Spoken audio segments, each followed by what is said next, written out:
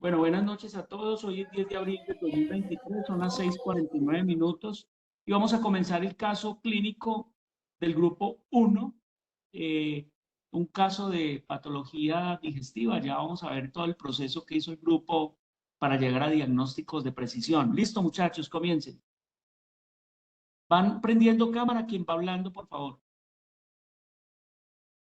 Dale. Listo, doctor. Entonces, pues el caso, en sí lo que abarca el caso, pues es la historia clínica, el resumen de datos, los problemas identificados, las patologías posibles, la correlación clínica para clínica, las leyes diagnósticas y procesos fisiológicos implicados. Y pues ya lo último es como la conclusión como tal. Doctor, yo no prendo la cámara porque cuando la prendo se me cancela la proyección del video. Entonces, Dale. historia clínica, pues Humberto Alzate, paciente No masculino de pongan nombres, 65 muchachos, no años. pongan nombres. Ojo con eso. Ok. Consulta ¿Ese urgencia por paciente un cuadro existe? clínico de ¿Ese 4 días nombre de existe o evolución. qué? ¿Cómo? ¿Ese nombre existe? No, señor. Le Yo cambiamos pienso el que, nombre por la seguridad del paciente. bueno, pero la próxima vez no pongan ningún nombre ahí para que no evitemos líos. Recuerden que esto va grabado para todas partes. ¿Listo? Ok. Entonces, un cuadro de 4 días de evolución caracterizado por dolor en el epigastrio tipo urente no irradiado, de intensidad 8 de 10, que empeora con la ingesta de alimentos asociado a náuseas y vómitos, con deposiciones melanoicas, y refiere que esta mañana tuvo un episodio de hemoptisis. Antecedente, tuvo una litiasis biliar, fue fumador de 10 de cigarrillos por día y consumo de alcohol ocasional. Listo, ahorita entonces vamos a ver el resumen de datos positivos, que pues es un hombre de 65 años, un cuadro agudo de 4 días de dolor epigástrico tipurente con una intensidad 8 de 10. El paciente tiene náuseas, vómito con deposiciones milénicas y episodio de hemoptisis de pues esta mañana. Antecedentes así como relevantes son litiasis biliar, fuma 10 cigarrillos por día, consumo de alcohol ocasional. En cuanto al examen físico, lo positivo se evidencia palidez, taquicardia porque tiene 110 latidos por minuto y leve hipotensión, 80-60. Posterior del shock y la anemia, se le realizó una endoscopia de vía digestiva alta Eso no que tenían que ponerlo ahí, muchachos. Sí tiran todo el proceso diagnóstico para el resto. Pero bueno, la próxima no lo pongan ahí. Entonces, lo ok, primero, nunca poner un nombre de un paciente en una historia clínica porque van a tener problemas futuros. Se ponen con nombres propios en historias clínicas. Segundo, no pongan eso en una historia clínica en resumen, porque prácticamente están acabando con el proceso diagnóstico. ¿Listo? Continuemos. listo. De vías digestivas altas que revela una úlcera en la cara posterior del bulbo duodenal, 2 centímetros de diámetro con sangrado arterial activo que no cede. Una cirugía donde le practican una laparostomía mediana supraumbilical con vagotomía troncular bilateral. Em, Piloroplastia y plicatura de la arteria sangrante.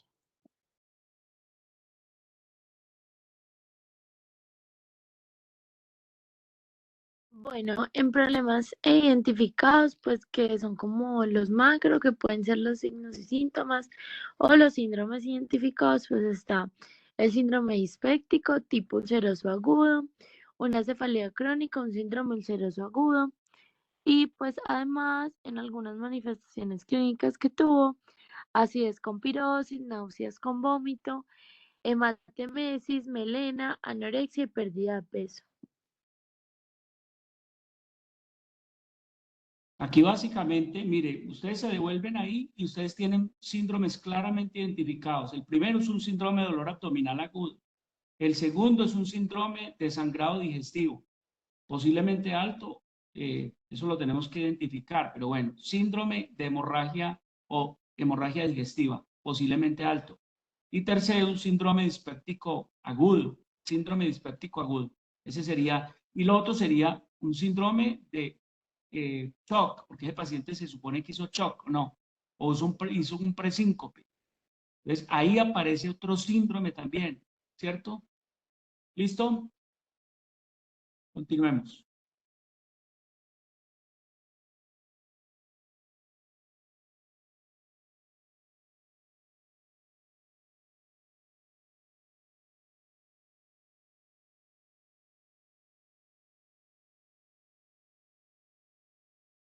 ¿Listo? Continuemos.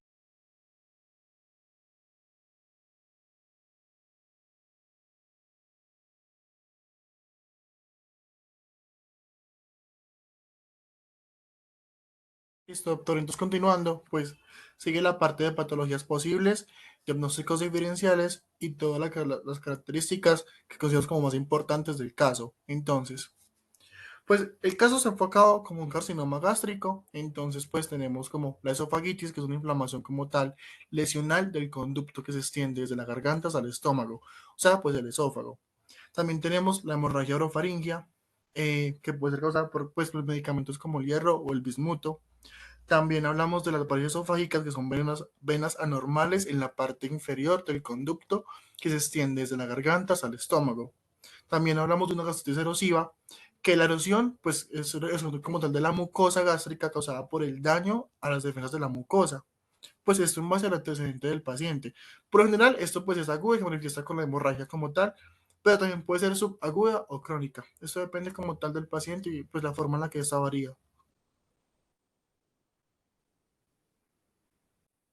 Bueno, entonces el cuarto punto es la correlación clínico y paraclínico. En este caso, pues lo principal es una endoscopia, que en este caso revelaría una endoscopia, pues se le haría una endoscopia de gestivas altas y revelaría una úlcera en la cara posterior del bulbo duodenal, aproximadamente de 2 centímetros de diámetro y con un sangrado arterial activo. También, como otros paraclínicos, se le haría un cuadro hemático que puede pues, mostrar un hematocrito disminuido, menos de 40-50, una hemoglobina también disminuida, ya que pues está perdiendo sangre, menor a 13, y los leucocitos también disminuidos, menor a 4000. En el parcial de orina puede haber hematuria, en el coprológico, sangre en heces, y se le revisarían los electrolitos para ver si hay que pues, corregir alguno, ya sea pues el sodio, el potasio, fósforo, calcio, magnesio o el cloro. ¿Y por qué el parcial de orina tiene hematuria?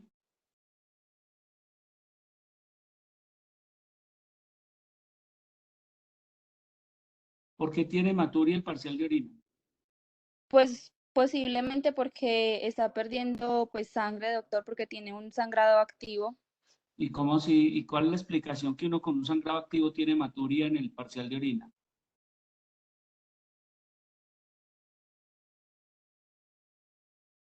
¿Por dónde está la sangre? Sí, sí. O sea, ¿cómo hace la sangre para llegar desde el tubo digestivo hasta la... Doctor, qué pena, es que creo que nos faltó colocar eso. Un antecedente importante es que el paciente tiene sonda vesical. Entonces, pues eso podría explicar que el problema tenga la hematuria. Eso es diferente. ¿Y por qué tiene sonda vesical? Pues en base a lo que nos dijo que se le han colocado porque tenía problemas para orinar, pues que sufrió un tiempo de cistitis y bus complicadas y la solución fue colocar una sonda vesical. Tenía un prostatismo, mejor dicho.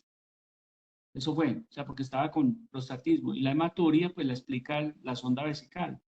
Pero no es la hemorragia digestiva la que le da hematuria.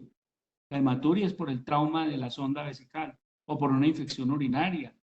O la hematuria secundaria a una nefritis tubulointersticial o un síndrome nefrítico, pero en este caso, pues no hay ninguna clínica de eso. ¿Por qué tiene leucocitos disminuidos?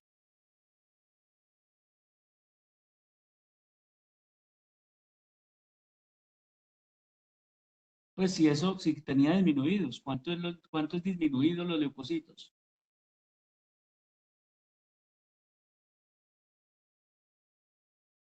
¿Por qué tiene leucocitos disminuidos?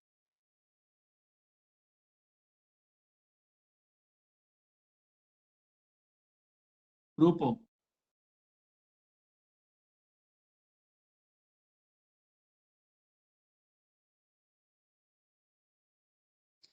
Doctor, pues digamos, él tiene pues de alguna manera una anemia porque él está perdiendo sangre y pues eso causaría que los leucocitos disminuyeran también. ¿Cuál es la razón de eso? ¿Cuál es la explicación?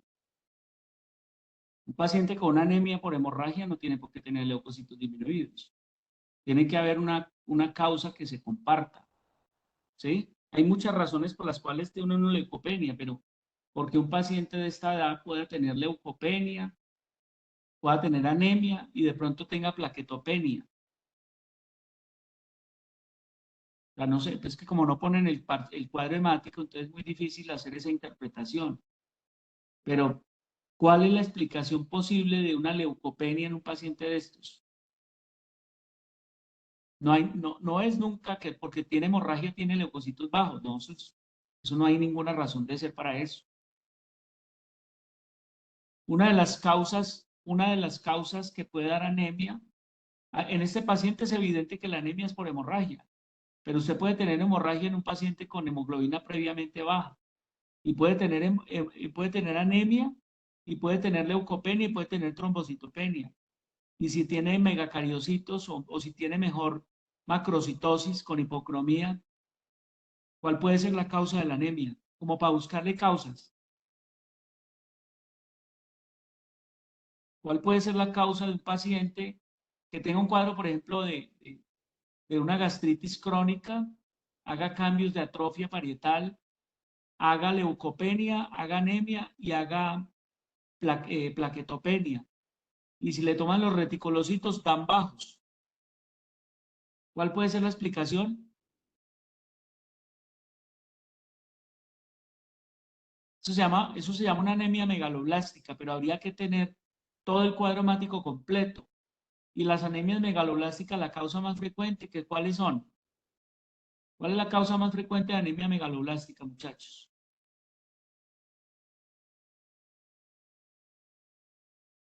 Causa más frecuente de anemia megaloblástica. Doctor, digamos, en este caso podría ser una infección por el Helicobacter pylori.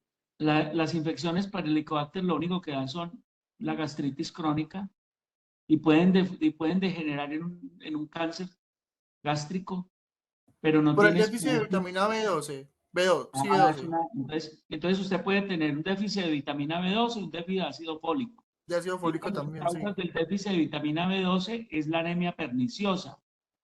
La anemia perniciosa es una enfermedad autoinmune que asocia a una gastritis crónica atrófica, donde hay una destrucción de las células parietales que producen el factor intrínseco para la absorción de la vitamina B12.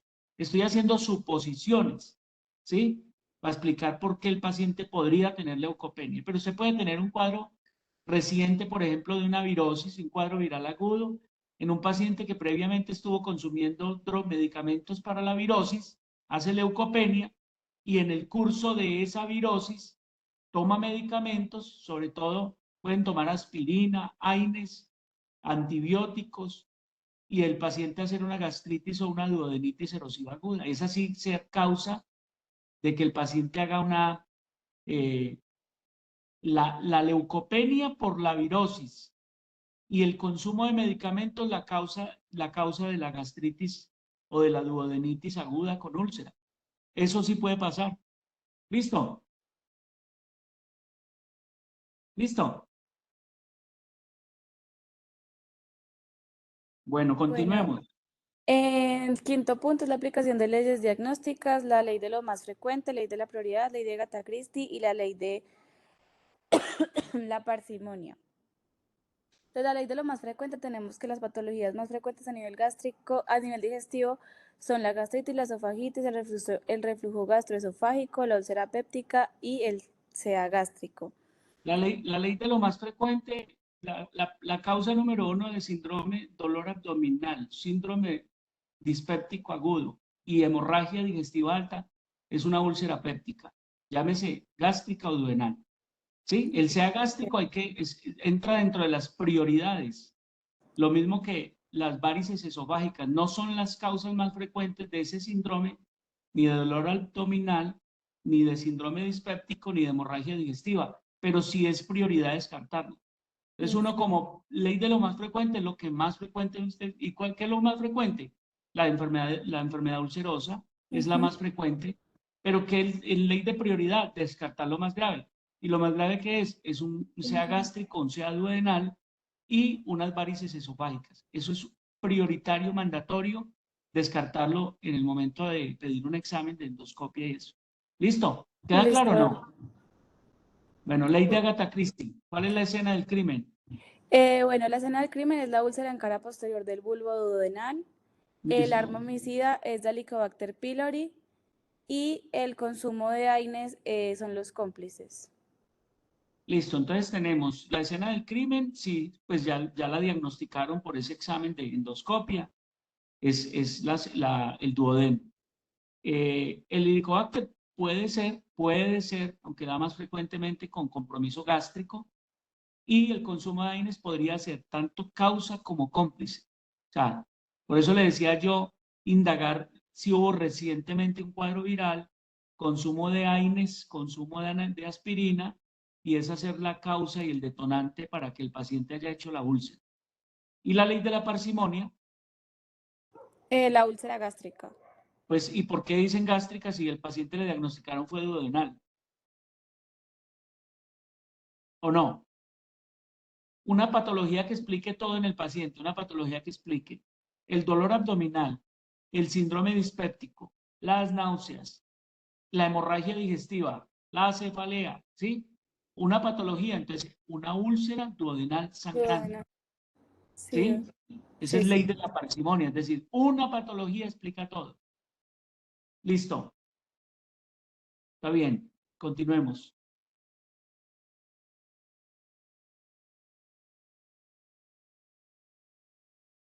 Proceso fisiológico implicado, cuénteme pues a ver.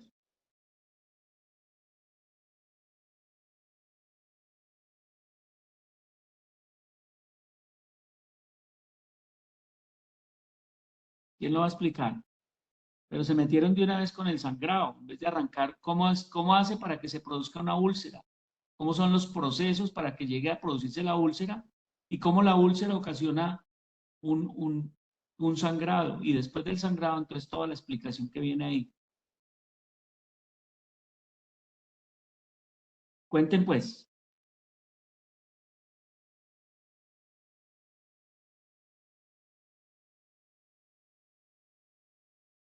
¿Quién va a explicar?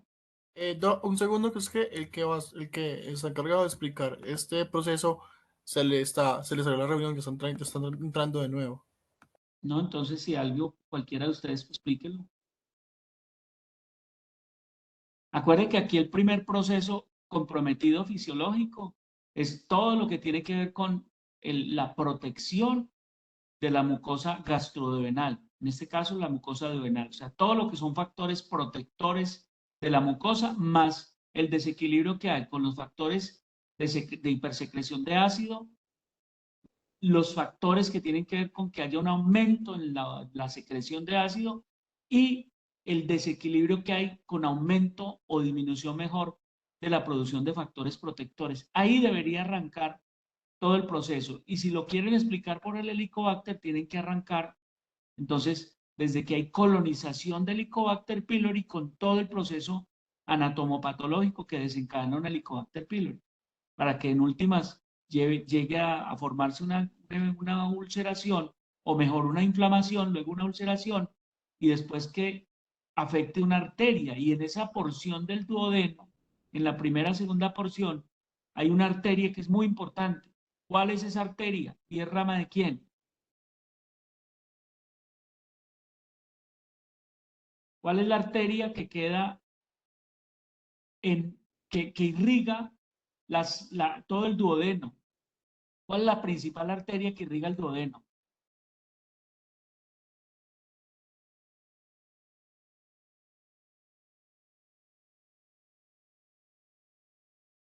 ¿Cuál es la principal arteria que irriga prácticamente el tubo digestivo? ¿Cómo se llama?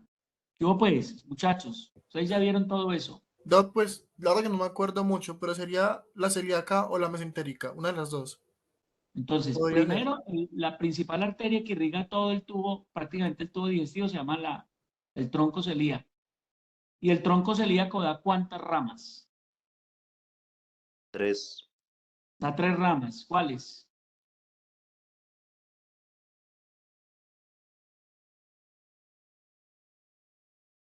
¿Cuáles ramas? La gástrica izquierda, la hepática común, ¿y cuál otra? La esplénica. La esplénica, eso. Y esa gástrica izquierda primero irriga todo lo que es la curvatura menor del estómago. Y la hepática da una rama, de la hepática o de la gástrica sale una rama que también viene de la mesentérica superior, que son ramas, las ramas gastroduodenales.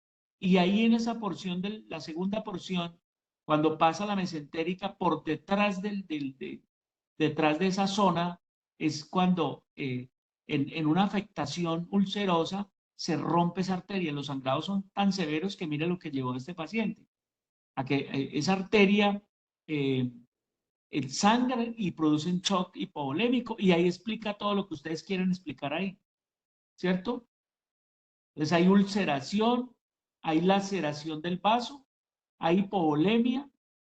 Entonces la hipovolemia disminuye el retorno venoso, hipoperfusión, cae la presión arterial, hay mecanismos compensatorios, activación de catecolaminas, aumento de angiotensina, con vasoconstricción periférica, aumento en la reabsorción tubular de agua y sodio, bregando a compensar todo el problema de hipovolemia por pérdida sanguínea. ¿Sí? ¿Listo?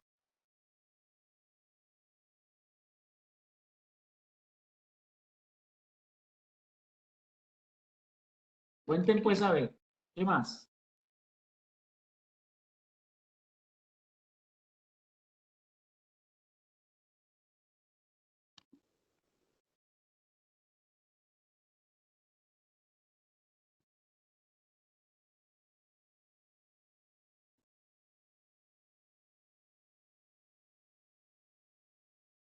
¿Qué hubo pues, muchachos?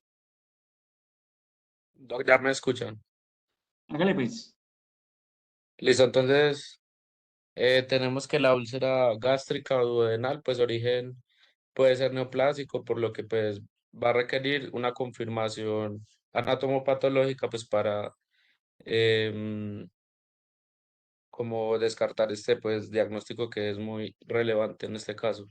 El cuadro pues debemos hacer un desbalance entre los factores protectores, que son pues las mucosas, el mucus, las sustancias que son como los tampones fisiológicos, el bicarbonato, prostaglandinas y unión o regeneración celular, y ya noxas o patógenos como el Helicobacter pylori, el uso de AINES, el uso crónico de alcohol en los pacientes o en este paciente y la acidez, entre otros.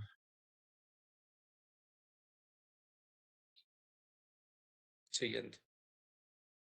Ya como conclusiones diagnósticas.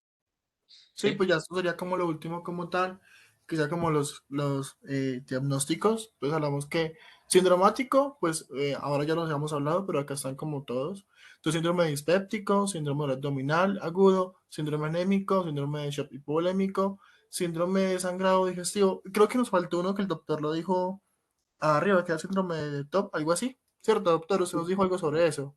No, ahí están todos. Mire que los pusieron acá, pero no los pusieron al principio. Si ustedes toman síndrome dispéptico con las causas.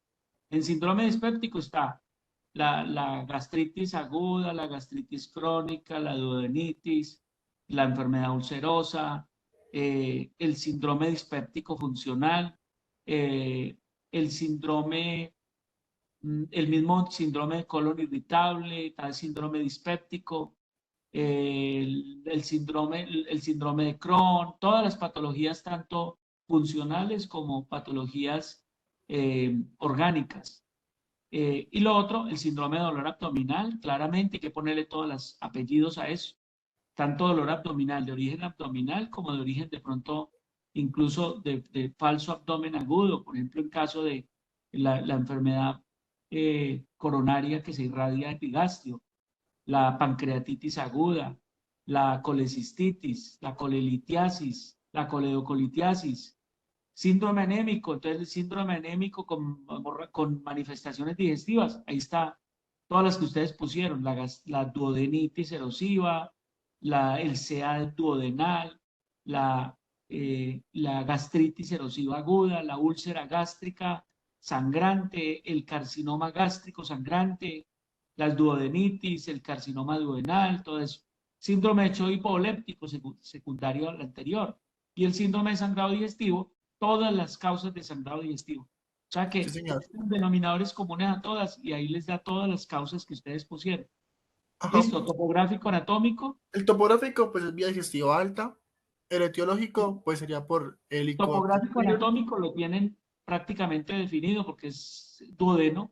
Sí, Ya, señor. ya claramente es duodeno, no vía digestiva alta, sino duodeno. ¿Listo? El Ok. etiológico Puede ser por Helicobacter pylori o por el uso excesivo de los AINES como tal.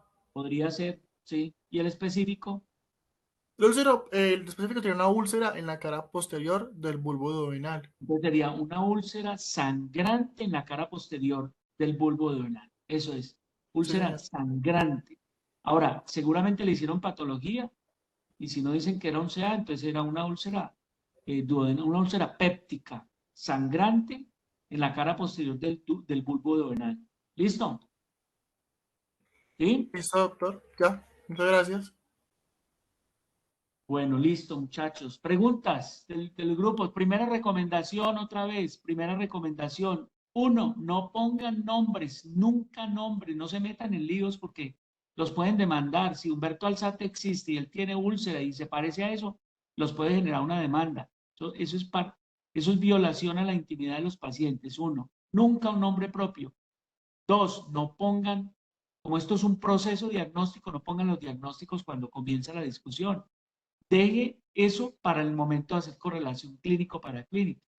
Deje eso incluso para que el resto de los compañeros haga todo el proceso diagnóstico. Entonces, incluso amplíen el panorama de diagnósticos diferenciales. O sea, no se queden con los que están ahí. Amplíelo porque aparecen muchos más. Y es bueno que siempre los pongan y siempre pongan, obviamente, por ley de prioridad y por ley de lo más común. Ustedes ponen los más frecuentes. Ahora, tenían un síndrome ulceroso, un síndrome de dolor abdominal, un síndrome dispéptico agudo, un síndrome de hemorragia digestiva alta, pues digamos que ahí salen, eso es, o una úlcera sangrante, sea en el estómago, en el duodeno, o un carcinoma, ¿sí? Pero también se puede pensar en patologías que ocasionen sangrados digestivos. Por ejemplo, las patologías parasitarias, que producen anemias crónicas y pueden producir sangrados relativamente agudos, ¿sí? El, el, la uncinariasis, aunque produce más sangrados silenciosos con anemias crónicas. Entonces, todas esas cosas déjenlas para la discusión. Por lo demás, me parece que en general está bien el proceso. ¿Listo? Voy a dejar de grabar. No sé si Listo, hay doctor. Muchas preguntas. gracias.